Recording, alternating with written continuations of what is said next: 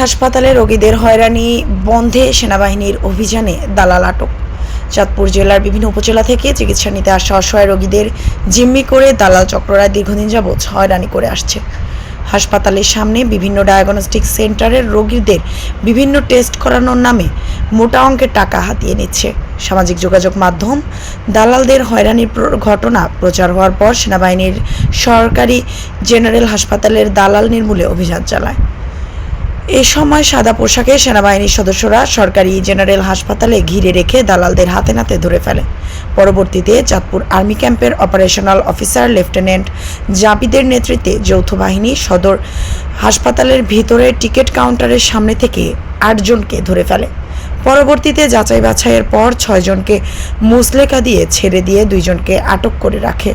সেনাবাহিনীদের হাতে আটক হওয়া হাসপাতালের দালাল হল লক্ষ্মীপুর মডেল ইউনিয়নের বহিরাবাজার পূর্ব রামদাসদি আব্দুল গনি মিজির ছেলে জুম্মান ও পুরানবাজার সিরাজ ব্যাপারীর ছেলে মাসুদ ব্যাপারী।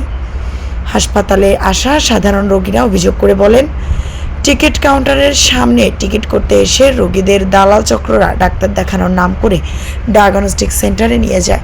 সদর হাসপাতালের কিছু অসাধু ডাক্তার সে সকল ডায়াগনস্টিক সেন্টারে বসে 500 টাকা ভিজিট নিয়ে রোগী দেখে। এছাড়া হাসপাতালে জরুরি বিভাগে চিকিৎসা নিতে আসলে ডাক্তার রোগীদের অযথা বিভিন্ন টেস্ট দিয়ে হাসপাতালের সামনে ডায়াগনস্টিক সেন্টারগুলোতে পাঠায়। সেই সকল ডায়াগনস্টিক সেন্টারের মালিকরা দালালদের মাধ্যমে হাসপাতাল থেকে রোগীদের সেখানে নিয়ে যায়। তারা রোগীদের কাছ থেকে মোটা অঙ্কের টাকা হাতিয়ে নিয়ে ডাক্তার ও দালালদের কমিশন দিয়ে থাকে। এতে করে অসহায় রোগীরা প্রতারণার শিকার হয়ে সঠিক সেবা থেকে বঞ্চিত হচ্ছে। সরকারি জেনারেল হাসপাতালে সেনাবাহিনীর এ ধরনের জটিকা অভিযান সর্বদা অব্যাহত থাকলে রোগীরা সঠিক সেবা পাবে বলে মনে করছেন সচেতন মহল। এদিকে সেনাবাহিনীদের হাতে আটক হওয়া 2 দালালদের বিরুদ্ধে মামলা দায়ের করার প্রস্তুতি চলছে বলে